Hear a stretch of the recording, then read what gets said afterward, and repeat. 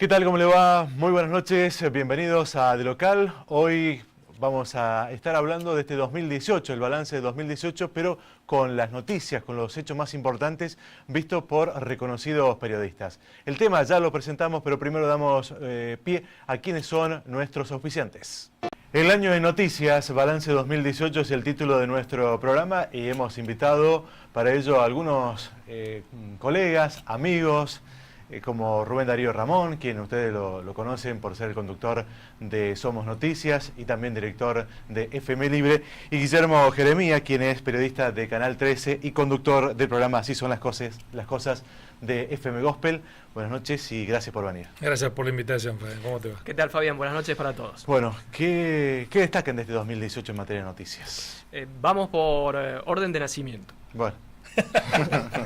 Arranqué bien.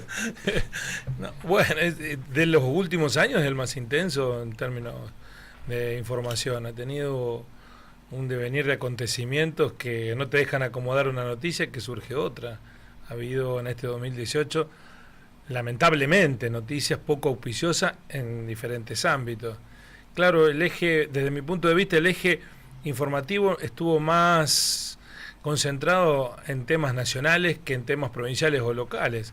Eso corre a favor de los administradores de lo público a nivel provincial o local, pero corre en contra de la mayoría de los habitantes de este país. Cuando las cuestiones macroeconómicas absorben el punto de atención a un extremo, se empiezan a desplazar los otros temas. La mayoría de la gente habla de una sola cosa y eso les da un cierto paraguas frente a los acontecimientos del día a día a los que tienen que administrar los ámbitos más acotados, el de la ciudad o el de la provincia. De todas maneras, ha sido un año muy intenso, pero marcado sobre todo por la agenda económica, más que nada, por lo menos desde mi punto de vista. Coincido que el tema inflación básicamente ha marcado el camino de todos los argentinos y eso trae aparejado, hablaba Guillermo del paraguas, sobre el que pueden escudarse y no sin razón las administraciones provincial y municipal. Ahora bien, dentro del análisis desmenuzado del rol de cada uno, desde luego que uno también tranquilamente puede pensar que algunas cosas se podrían haber hecho mejor. Y ahí está el pase de facturas, que lo vemos periódicamente nosotros en nuestro trabajo en el Consejo Deliberante, cuando el eje de discusión pasa por los señalamientos de uno y de otro lado, precisamente marcado por ese tema. Fue un año coincido donde hemos tenido, incluso a nivel local, cosas que, por ejemplo, no se habían dado antes. Digo, la visita de un presidente 2 veces en 35 días es un hecho que la historia no lo había dado antes. Después, de acuerdo a la adhesión hacia la figura presidencial, estarán los que se van a poner contentos o se pusieron contentos y los que no, lógicamente, pero digo como un hecho sustancial. Y ha habido algunos aspectos de la información local que han tenido sus ribetes. Hemos tenido casos judiciales muy importantes. Este viro que ha tomado el caso de Almazo en 2018 es otra punta noticiosa importante en el quehacer de nuestra información y podríamos, Fabián, Guillermo, me parece, enumerar algunos otros hitos de la información como datos destacados. Sí, yo creo que ha habido, como dice Ramón, una sucesión de acontecimientos que han sido, en términos de efecto comunicacional, tan importantes como cuantiosos en cantidad. Lo que me parece que en la preocupación de la agenda ciudadana, ninguno de esos acontecimientos, pensemos en uno, el intendente perdió a uno de sus más colaboradores directos, como es Mauricio Doba. En otro escenario, esa pérdida hubiera implicado un costo político significativo, un debilitamiento del rol del Ejecutivo Municipal. Pero la verdad que se entremezcló con las noticias de todos los días de aumento de los combustibles, se entremezcló con una devaluación del peso, con comercios que cierran, con asalariados que no llegan a fin de mes, y eso me parece que le preocupa más a la gente. Le pide menos a la gente, al intendente, digamos. Yo no sé si, digamos, tiene ese hándicap. No quiere decir que eso no termine en algún momento catalizando como una cuestión negativa. No es neutral que Llamosas en sus 2 años y medio de gestión haya perdido al presidente del Tribunal de Cuentas y a quien era su alfil, al secretario de Gobierno, después de Políticas Sociales. Digamos, no es una cuestión menor. Estamos hablando de 2 dirigentes de peso, uno incluso por fuera de la agenda de designación política, como es el presidente del Tribunal de Cuentas. En otro escenario, seguramente hubiera habido en eso mayor injerencia. Pero claro, hoy la atención está puesta. Vino Macri a Río Cuarto. Nadie le ha planteado a Macri lo que anunció, lo que vino a traer o lo que dejó de traer. Porque la agenda, incluso de aquellos colegas que participaron de la conferencia de prensa, nadie le preguntó, ¿y de Río Cuarto qué? ¿Y de Río Cuarto qué anuncios? No le preguntaron por qué, porque el tema dominante era la agenda de los temas nacionales macroeconómicos. Y llama la atención que vino un presidente y no hizo anuncio para la ciudad, porque es por lo general habitual que cuando llega un jefe de Estado a una ciudad, a un pueblo, trae una serie de anuncios, aunque sea un cheque de 10 pesos. Y Macri vino 2 veces a Río Cuarto. También hay que decir que algunos antecedentes de anuncios jamás se cumplieron. Sí, bueno, pero más allá de esto... Pero generalmente vos ponés en contexto la visita porque trae alguna razón de ser más allá. Aquí para Río Cuarto no hubo ningún tipo de actividad institucional. Yo no digo que venga Baigorria y que le diga al intendente te vamos a hacer 50 viviendas. Pero al menos que haya un marco institucional, no la visita a un peluquero. Sí, marcada en una campaña electoral. Pero no tendrá eso que ver con la forma, yo creo que sí, con la forma de hacer política que ha cambiado de décadas atrás al hoy, y que justamente esa acción sea levantada en redes 15 minutos después de la visita, ¿no? Y utilizada de una manera en el cual el PRO se ha movido muy bien y los resultados están a la vista. A lo mejor nosotros tenemos mal el chip, ¿no? Digamos. Queremos ver la política, la vieja política, y llega Macri con eso nuevo. Acá no estamos hablando del chip de las campañas electorales, sino de la gestión de un presidente, de un intendente, de un gobernador. Digamos, hay obligaciones institucionales que no pueden pasarse por alto. A mí no me interesa si las redes sociales repercute o no lo que hace Macri. A mí me interesa lo que hace Macri en torno de sus responsabilidades institucionales. Es más, si hubiese venido en campaña fuera de agenda, está todo bien, que hagan la estrategia que quieran. Ahora, si vos venís en términos de la representación institucional que te ha conferido un sector de la sociedad, pero que representa a toda la ciudadanía, me parece que al menos tenés que enmarcarla en una mínima lógica institucional. No sé si está tan bien que vengan los políticos con un cheque y lo entreguen haciendo demagogia con recursos que no les son propios. Pero al menos decir, miren, el proyecto para acá es hacer esto. Nuestra idea es esto y esto. Si vos vas a las regiones. Si no, ¿cuál es el sentido de ir a una región? Si no la enmarcás en algo que institucionalmente, y no digo anuncios que no se cumplan, porque acá vino Kirchner y prometió 2.500 viviendas, no construyeron ni la 10ª parte de eso. Tal cual.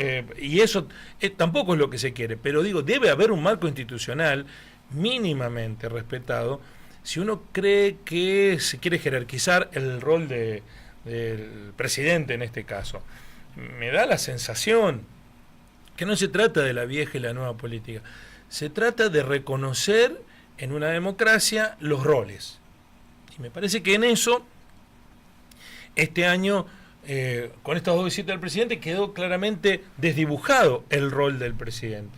Desde mi punto de vista, ¿no? Son miradas. Lógicamente, está claro también que ha sido y es un elemento más de un gobierno que será plebiscitado próximamente. Alcanza esta manera y estas formas, se cimentan las bases, como dice el propio presidente, para el despegue. O la verdad es esta realidad que todos padecemos y que en realidad no se trata de un ver qué vamos a hacer de aquí en adelante. Bueno, habrá elecciones y en todo caso al momento de las mismas asistiremos a la real dimensión de la que la gente piensa. No es gratuito, me parece, no es en vano y hay incidencia de estos aspectos simbólicos de la política. Esto del peluquero. En la primera visita se valló, no hubo acceso de los medios, no pudimos hacerle las preguntas que queríamos. Y en la segunda visita, una sola pregunta por periodista. O sea, Sí, uno quisiera más. y contabilizado. Es cierto, venimos de una presidencia donde ni siquiera una por periodista le podíamos hacer a Cristina Fernández. Digo, es complejo el escenario para evacuar todas las inquietudes que a uno nos surgen. Sí, yo creo que ustedes lo han reflejado semana a semana. Este año es económicamente hablando, es el peor desde el 2001-2002 a esta parte. Y lo dicen los números de la caída de ventas, del cierre de empresas pequeñas y medianas, del cierre de comercio, de la pérdida del empleo. Bueno, es el peor año desde el 2001-2002, que fueron 2 años terribles de la Argentina, a esta parte, digamos. Y en eso el 2018 no cierra por ningún lado. Por ningún lado. Una devaluación que se comió buena parte de los ingresos, sobre todo de los trabajadores asalariados. Los que lograron en paritarias, todos perdieron. Todos perdieron. Salvo los aceiteros. Bueno, sí, los aceiteros que están en la puerta de entrada y salida de La Plata, de los Claro, dólares. la exportación, Entonces, sí. yo cierro la puerta, se termina todo. Entonces, les conviene pagar, creo que son 6.000 nada más. Les conviene pagar esos salarios antes que tener cerrados los puertos. Y son las simetrías de nuestro país, diríamos. Sí, y en los privilegios que tienen determinados actores, entre los cuales los periodistas no estamos, hay que aclarar. No, realmente. No, porque alguien te deja sin higiene urbana durante 48 horas, tiene una capacidad de negociación que otros sectores no lo tienen. Sí, claro. Sí. Es así y son las consecuencias. También he sacrificado todas las madrugadas correr detrás de camiones levantando basura, pero en este escenario me parece que lo que se ha impuesto es un deterioro de la calidad de vida de los argentinos, en términos económicos inicialmente, después en términos de las individualidades también y de los derechos individuales y de los derechos humanos, que también ha habido un retroceso en la pérdida de institucionalidad en diferentes planos. Pero claro, a nosotros nos denomina básicamente el órgano que más nos hace sentir el dolor en el cuerpo, que es el bolsillo. Esa es la verdad. ¿Y creen ustedes que Macri en el próximo año tiene suficiente capacidad, como está la oposición, de poder lograr la reelección? ¿O la oposición va a ser posible que se rearme? Bueno, esa es la gran inquietud, ¿no? Claramente la oposición, lejos de mostrar algún viso de unidad, aparece totalmente fragmentada. Será el desafío. Y habrá que ver si logran unirse. Daría la sensación que en tanta dispersión, si no hay uniones, si no hay alianzas, se va a complicar. Si uno piensa rápidamente, los sondeos, las encuestas dicen que el capital político de Macri se ha erosionado respecto del nivel con el que llegó a ser presidente. Generalmente eso sucede. El gobernante en su acción no siempre mantiene los mismos niveles que lo llevaron a gobernar. Un peronismo, si no logra básicamente unirse, y se le va a complicar, aún con esta coyuntura de los bolsillos flacos y de la inflación que va a terminar superando el 40%. Ha sido tan potente el discurso de Cambiemos que los sondeos de opinión dicen que hoy está palo a palo.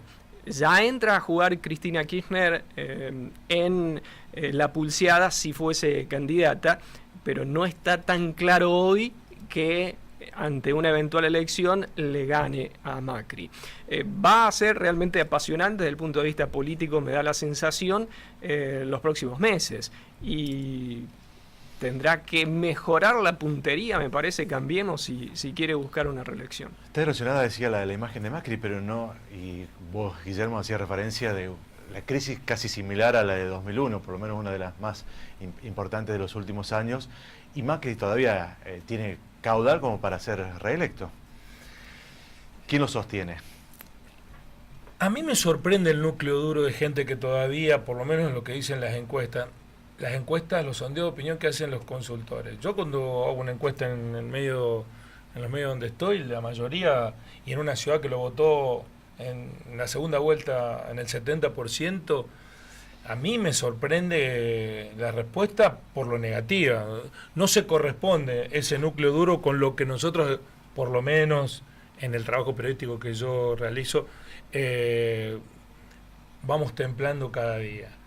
Pero yo lo creo con chances a Macri de lograr la reelección. ¿Por qué lo creo con chances? Bueno, tiene un blindaje excepcional, como nunca antes se ha tenido. Ningún yerro de Macri para los grandes medios de comunicación se torna en una torpeza de gobernante. Siempre es una causa ajena al propio Macri. Economía, seguridad, en el plano que quieras ponerlo.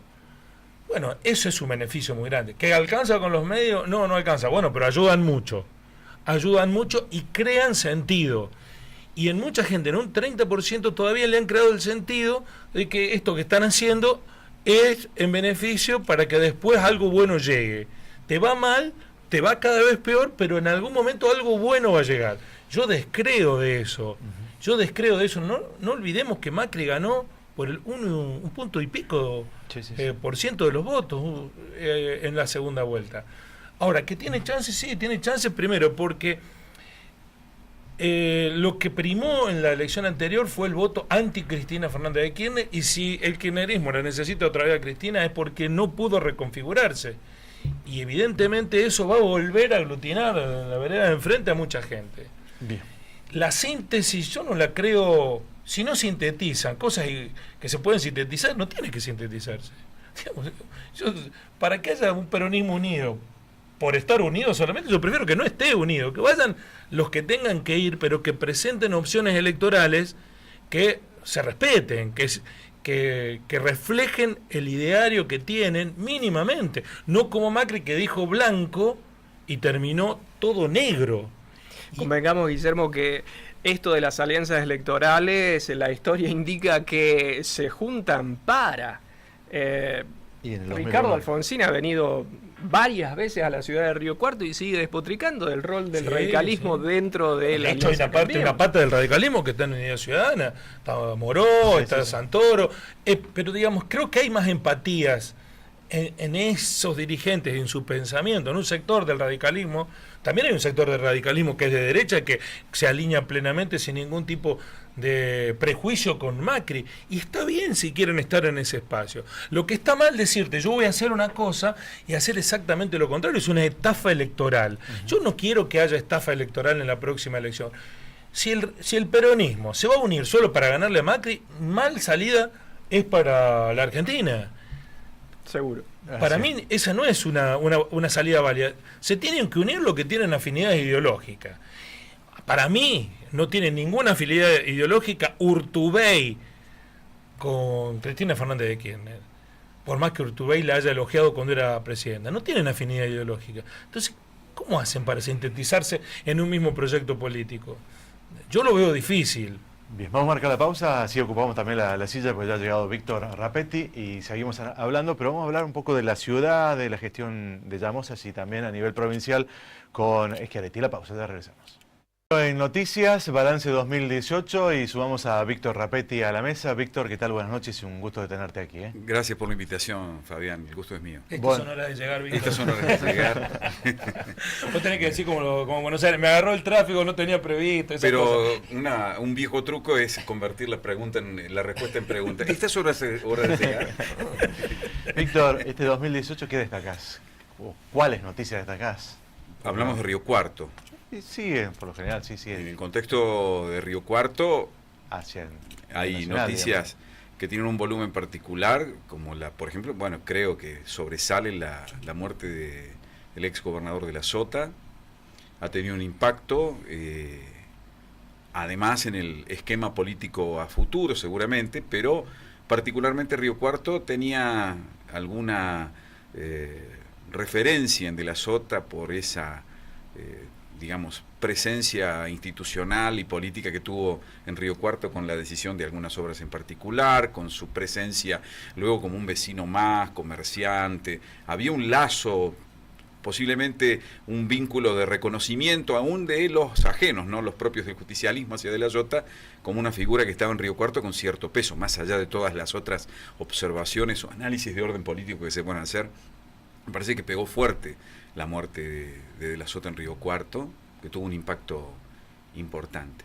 Claro que no es lo único importante que hemos tenido acá.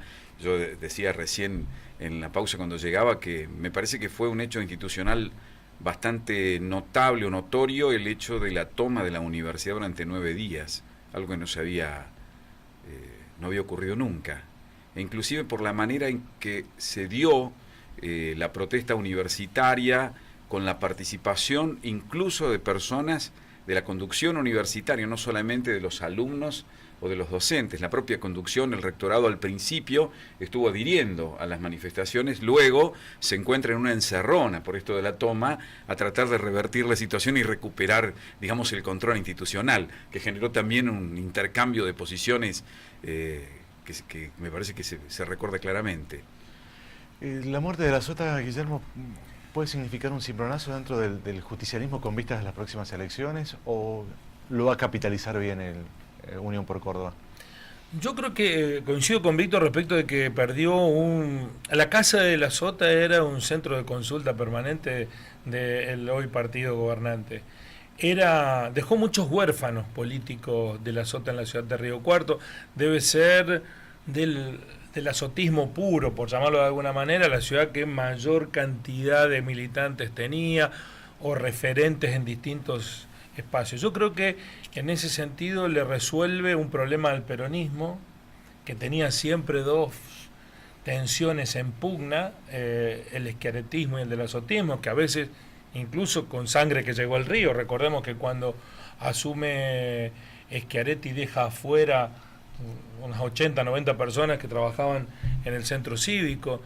Me parece que eso sintetiza un problema que tenía el peronismo, que es muy personalista y que, bueno, muerto uno de los referentes, el otro está acumulando capital político permanentemente con gente de la Sota que ya se ha plegado al schiarettismo. Pero yo creo que en la ciudad pierde un factor de consulta permanente, incluso el propio intendente, que cada tanto se reunía con De la Sota para hablar sobre el curso de los acontecimientos, o el propio De la Sota le enviaba mensajes a través de los medios cuando sentía que no le prestaba tanta atención. Es que De la Sota era un jugador de varias canchas, no era solamente en su partido. Es decir, la gravitación de la opinión de la Sota, la consulta al dirigente ex gobernador, vecino notable de la ciudad, era casi, hasta te diría, una venia que se pedía en algún caso. Sí, por supuesto. Sí, la estrategia para llegar al gobierno del peronismo fue de la Sota, diríamos, con Llamosas, diríamos, desde la misma concepción de cuando pierde la elección interna. Ahí se da cuenta y De la Sota trata de... Es que es difícil imaginar a Juan Manuel Llamosas de intendente si no hubiera existido De la Sota en el escenario político de Río Cuarto. Básicamente hay que recordar que, como decía Fabián, Llamosas es concejal 15 días, 20 días, o sea, muy poquito, y lo absorbe la gestión provincial hacia el centro cívico. Lógicamente porque había avisorado que el trabajo de campo que había hecho el propio hoy intendente había sido muy importante, más allá de perder la interna. Bueno, eso no pasó desapercibido. Y a partir de ahí, con la mirada, el ex gobernador fue cimentando un futuro candidato. Y Schiaretti tiene 4 años, digamos, después el justicialismo tiene que buscar a su referente. Bueno, en 4 años en la Argentina, Fabián, pasan tantas cosas que no se puede pensar ni en 6 meses. Bueno, sí, pero antes se hablaba... Yo no creo que esté tan tranquilo de todas maneras Schiaretti. De todas maneras pareciera tener el escenario servido para una posible reelección. pero no creo que esté cruzado de brazos tranquilo. Digo, no hay hoy político sobre la faz de el escenario electoral argentino que pueda descansar con el resultado opuesto. Y por eso puede ser una estrategia de convocar las elecciones, anticiparlas para mayo. Lo es, de hecho lo es, de hecho lo es. Y esa es una señal que puede leerse desde Cambiemos, de hecho es de debilidad. Yo no sé si de debilidad, pero al menos de preocupación, es decir, no, vamos a jugar garantizándonos que el partido lo ganemos, pero los partidos hay que jugarlos siempre. Bueno, ¿y la incidencia que puede tener el gobierno nacional en este aspecto, digamos, para la elección del candidato de Cambiemos y insertarse y cambiar el humor de los cordobeses? Yo creo que va a ser determinante, que Macri va a jugar en pos del candidato que finalmente se sintetice, sea Negri, sea Mestre, no hay dudas de lo que significa Córdoba para lo que fue el armado de Cambiemos, y van a apostar muy fuerte, es lo que supongo.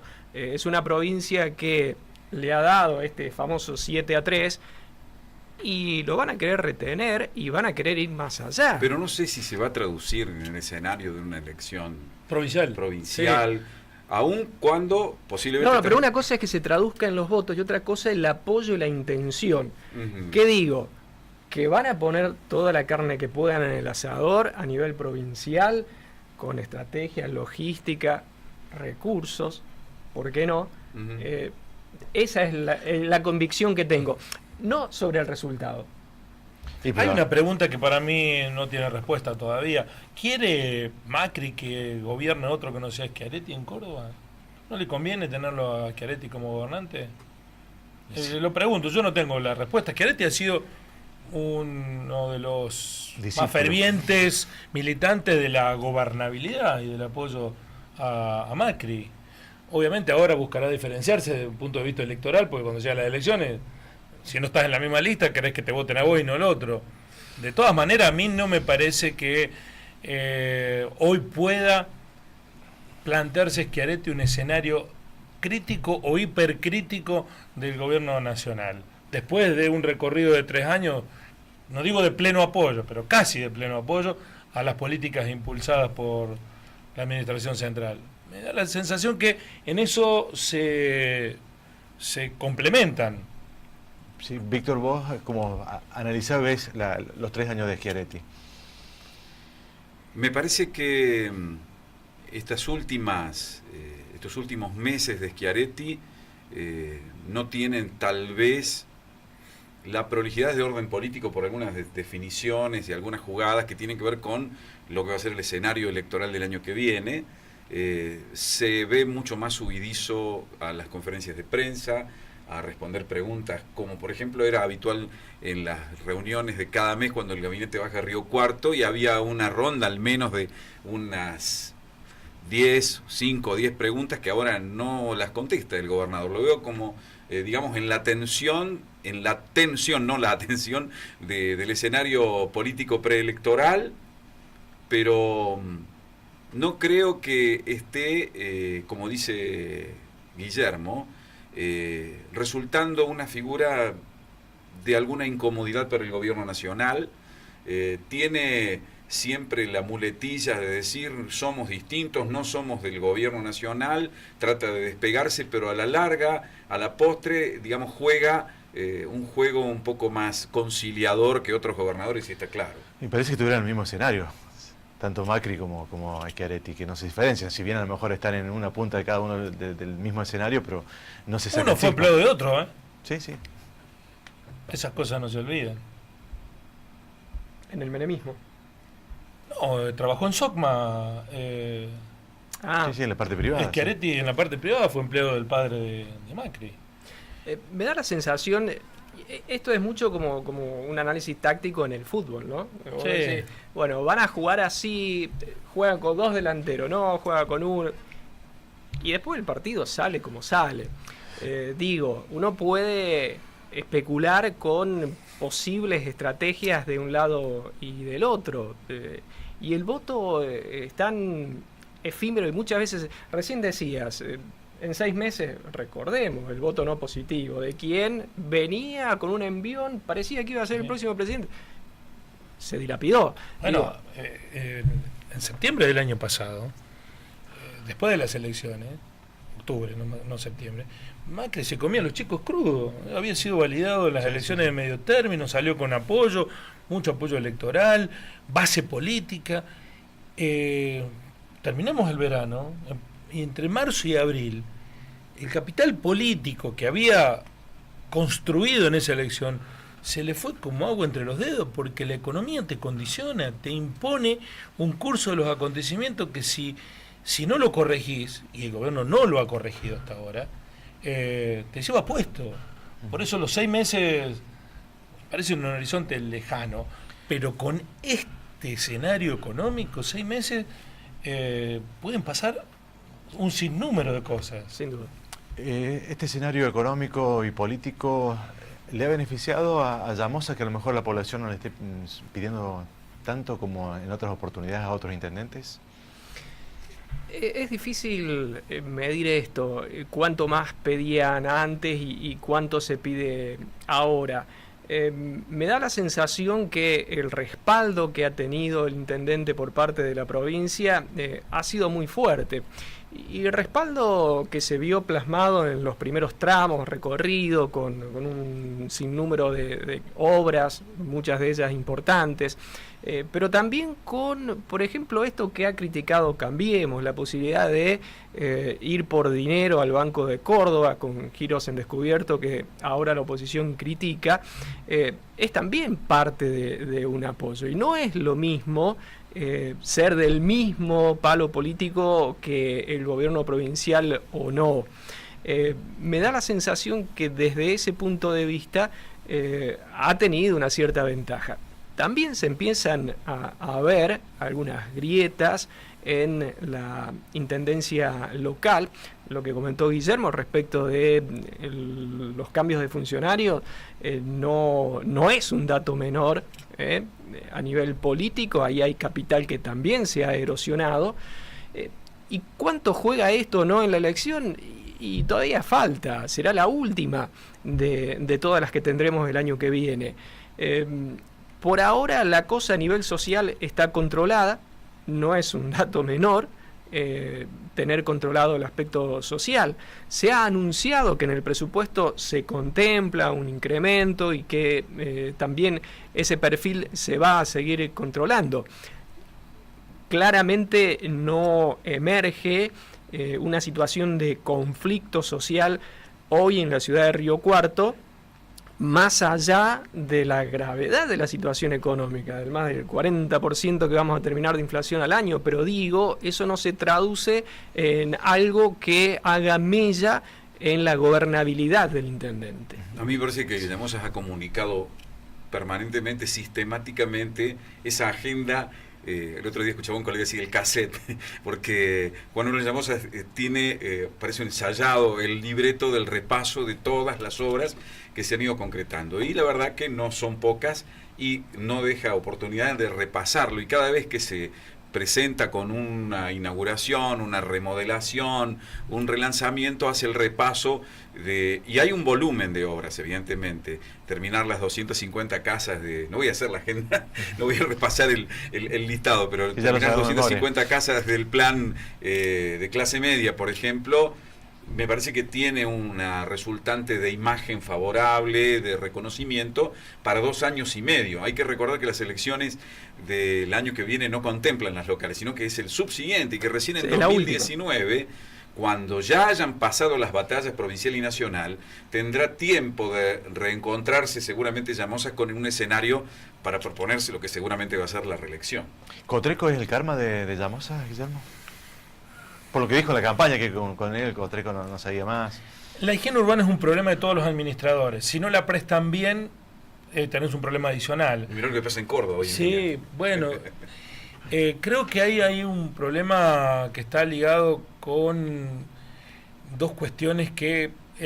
una está relacionada con la cuestión de caja. Si hubiera superávit en la municipalidad, no estaríamos focalizando tanto la atención del gasto en el servicio. Y la otra cuestión me parece que ni antes, con Yures menos, ni ahora, para mí hay un seguimiento y observación de la calidad del servicio que presta la empresa, sobre el que tenés que estar permanentemente. Y yo no advierto que eso ocurra, que haya una demanda. En algún momento con Yuri el problema era que no le pagaban en tiempo y forma. Le pagaban con cheque postdatado, 5 o 6 meses. Bueno, ahora se está al día con la empresa. Las consecuencias de una calidad del servicio no óptima parecen estar ligadas con un problema que en Córdoba tenía Cotreco, ahora está saliendo de Córdoba y se está esperando que mejore. Bueno, en ese tránsito, la administración ya no se va a haber consumido de 2,5 a 3 años de su primera gestión, en el caso que haya hipotéticamente una segunda, sin que haya un rigor en el control y en la exigencia hacia Cotreco. Y me parece que con Yure eso quedó muy claro. No digo que la empresa hacía lo que quería, pero que no había un seguimiento hasta militar, si se quiere, de una empresa que te sale 24 millones de pesos por mes, a la que tenés que exigirle que haya calidad de la prestación en todos los planos.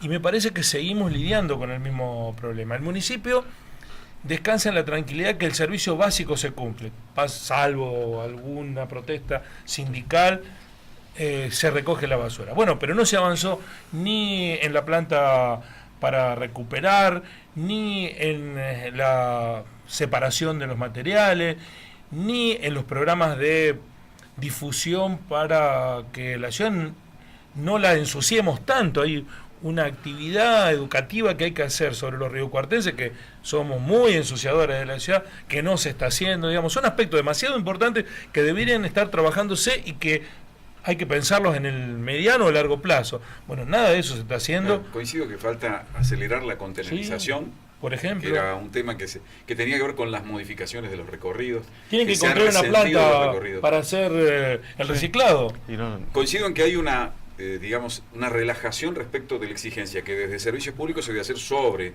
los servicios contratados, que son caros. Se ha incrementado el contrato de Autotrol también. Y hay un esquema de funcionamiento que me parece que debería crecer y mejorar todavía, más allá del reemplazo de las luces LED y todo eso, que es otro cuadro, digamos, de la inversión. Pero en lo económico en general, en la ejecución presupuestaria, después de muchos años, este es el primer año que el secretario de Economía puede decir: no pido una extensión presupuestaria del Consejo. Eso no es un dato menor. Este año, normalmente en esta época, ya se estaba discutiendo o otorgando una ampliación presupuestaria anual. Es la primera vez que no ocurre en muchos años esta parte. Yo no sé si no tenemos que remitir al gobierno. Presupuestaron bien, entonces. Parece que sí.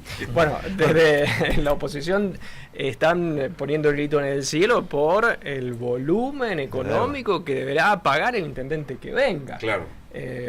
A lo mejor, desde ese punto de vista, explican esto también, ¿no? Se ha diferido parte de la torta que hay que pagar para más adelante. Uno espera y quiere que los números vayan entrando en caja, gobierne quien gobierne, sea quien sea. Claro. Como ciudad lo necesitamos. Bueno, han cumplido, un día felicitado para ustedes. Bueno, muchas gracias, profesor. Ya sé por qué vinieron ustedes y se van a llevar un Malbec de Supermercado Sansa. Así que venimos por eso, básicamente. Ya sé, por eso. Muchas gracias por porque venir. este es uno de los 2 o 3 programas mejor producidos de la ciudad. Sí, debe Tengo ser. que decirlo en el cierre del programa, si no, no vuelvo. No hay duda, no como. Un saludo para Ivana.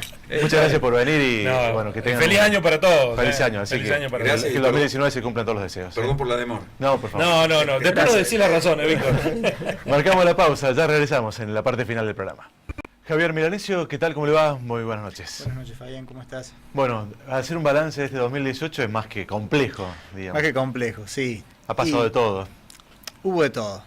Un poquito pensando en cuáles fueron las inversiones financieras que más rentabilidad tuvieron. Creo que en principio lo que tengo que decir es que la evaluación estuvo cercana al 95% si vamos del principio de año a la fecha. Por lo tanto, básicamente aquellas inversiones que se hicieron con tasas sobre el dólar, que serían letras del tesoro, fueron los activos que hoy tuvieron más rentabilidad en este sentido. Las inversiones en pesos tuvieron tasa, pero no alcanzaron a cubrir esta diferencia cambiaria, lo que no quiere decir que superaron la inflación, y eso es importante. Si nos vamos a un terreno de acciones y lo que sería renta variable, es un Merval que cayó en el año cerca de un 50% en dólares. donde el valor de las empresas cotizantes cayeron el 50% en dólares, donde hubo sectores como todo, como en el caso petrolero, donde prácticamente la caída, si uno lo mide en índice, fue nula, cercana al 6% en dólares, pero hubo otros sectores donde el desplome fue importante. Pero básicamente hoy contamos con que la variable propio de una economía en la cual entró en una cuestión de crisis, se podría decir, de inconsistencia fiscal, inconsistencia cambiaria, que llevó a que las variables se movieran y que fueron las cambiarias las que terminaron corrigiendo todo. La mayoría de los sectores han perdido entonces. Se podría decir que sí. Si uno mide algunos indicadores sobre actividad y compara mismo mes del año, de acuerdo al último informe del INDEC, sectores como el automotriz o el siderúrgico, metales, fueron los que tuvieron leves subas en cuanto a la actividad, mientras que el que más cayó fue el sector agropecuario, acá más que nada visto desde una cuestión principalmente climatológica, porque en precios prácticamente no tuvieron modificaciones, pero bueno, lo que abre una posibilidad a que el año que viene, desde el punto de vista de esos sectores, si han tocado su piso, podríamos empezar a tener esa reactivación que tanto se dice que puede iniciarse hacia mitad o hasta marzo del año que viene. Abril. Y el que tiene una pequeña renta, ¿y dónde ubicarla, diríamos? Esa es la pregunta, diríamos, la gran duda. Y esa es la pregunta. Nuevamente la variable sigue siendo el tipo de cambio. Si analizamos lo último informe de política monetaria del Banco Central, ya se ajustaron las bandas para el primer trimestre del año que viene, donde hablan de un ajuste cercano al 2%, no cercano, sino del 2% mensual en las bandas. Y en ese sentido entonces termina siendo, si estas tasas elevadas que han tirado hacia la parte inferior de las bandas de fluctuación al tipo de cambio, se mantienen por la parte inferior, por ahí uno puede estar teniendo una renta en dólares, si hace inversiones en dólares cuando esté cercana al piso. Mientras tanto vamos a estar viendo que el tipo de cambio se puede ir moviendo, y donde hoy las tasas en pesos son importantes y es lo que están llevando el tipo de cambio. Entonces ahí tenemos como una especie de competencia en el cual si se ganan tasas en pesos, se deprime la cotización del tipo de cambio, que de todas maneras van a generar una rentabilidad por lo menos para el primer trimestre del año que viene cercana del 2% mensual. Y por otro lado, si las tasas en pesos se mantienen altas, esto se corrige. Después de la fuerte devaluación, las tasas aumentaron significativamente. Allí ganaron quienes apostaron a las tasas de interés durante la última parte del año. Sí, pero sin un componente importante de riesgo. Lo que sí existía muy claro es este riesgo de que el tipo de cambio de una banda de fluctuación tan baja hoy te lleva a que tenés 10 pesos de diferencia de no intervención, y por lo tanto eso exige también un riesgo, y por lo tanto no existe una tanta seguridad a la hora de invertir en pesos. Hoy funcionó. Hoy tenemos las tasas de referencia de política que están por debajo del 60%, se espera que sigan bajando, pero siguen siendo tasas altas y por lo tanto esto afecta a la actividad económica. Lo que va llegando en definitiva es que, qué pasa con el tipo de cambio, y de esta manera sí se pueden mantener estas tasas en pesos, que sería de esperar que empiecen a caer, y de hecho ya lo están haciendo en los últimos tiempos. Un sector deprimido durante este año fue el de la construcción. Hay expectativas que aquellos que se hicieron de dólares les sea mucho más rentable invertir en nuevas construcciones. Sí, es importante a la hora se considera que hay precios en dólares por ahí bastante bajos en términos relativos a lo histórico. También es cierto que la construcción pública, de acuerdo a estos objetivos firmados con el Fondo Monetario, va a ser muy baja. Por lo tanto, el sector construcción que esté vinculado al sector privado, ahí sí podríamos empezar a tener algún repunte en cuanto a actividad. En cuanto al sector público o la obra pública, va a continuar probablemente en un estado bastante bajo de actividad. ¿Y con las acciones? ¿Qué expectativa hay para Mira, el año que viene, digamos, el mercado de valores? Con las acciones acá empieza a jugar un poco lo externo, que es lo que está pasando con esta guerra comercial que está teniendo Estados Unidos con China, que es una guerra donde un país, el que le está poniendo barrera básicamente es a un país como China, que está ganando productividad de manera muy importante, y se habla de que en 5 años va a desplazar tecnológicamente a Estados Unidos. Por lo tanto, genera cambios importantes en el comercio mundial, y eso sí genera posibilidades. Mientras tanto, esto sí afecta a las distintas actividades. Y por otro lado, el otro tema es el Brexit, lo que es la salida de Inglaterra o del Reino Unido de la zona europea, y esto sí está afectando más que nada en sus definiciones. Desde el punto de vista local, hay un elemento muy importante que es en marzo empieza el rebalanceo de lo que serían las carteras de inversiones de los fondos extranjeros, y si uno hace memoria, este año pasamos a ser un país emergente y por lo tanto vamos a ser sujetos de inversión, como ya participamos de estos índices emergentes de fondos internacionales, lo cual ahí genera cierta expectativa. De todas maneras, el Estado también se pretende desprender de los fondos de garantías de sustentabilidad y esto también puede deprimir un poquito las cosas. Gracias, Javier, por la labor realizada durante todo el año y feliz 2019. No, muchas gracias a ustedes por la invitación y bueno, igualmente para todos, hacer extensible este saludo. Llegamos al final de este programa y también del ciclo 2018 de Local. En nombre de Hugo Brezán, quien en los últimos programas no ha podido estar con todos ustedes, el responsable del programa, bueno, los saludamos, les deseamos un feliz 2019 y que sea mucho mejor que este 2018, que como hemos cronicado en cada uno de los programas, el tema central ha sido la situación económica, la crisis, la imposibilidad de muchas empresas de seguir avanzando, de concretar aquellas inversiones, de llegar nuevos emprendimientos a la ciudad de Río Cuarto. Ojalá que el año próximo se pueda cumplir eso, que se reviertan esas variables económicas y mejore obviamente la situación para todos. El agradecimiento obviamente a todo el equipo de Local, a Ivana, a Ruli, a Guillermo, a Pablo y por supuesto a todos ustedes que nos han acompañado a lo largo de este 2018. Buenas noches y ojalá que el 2019 sea mucho mejor. Gracias.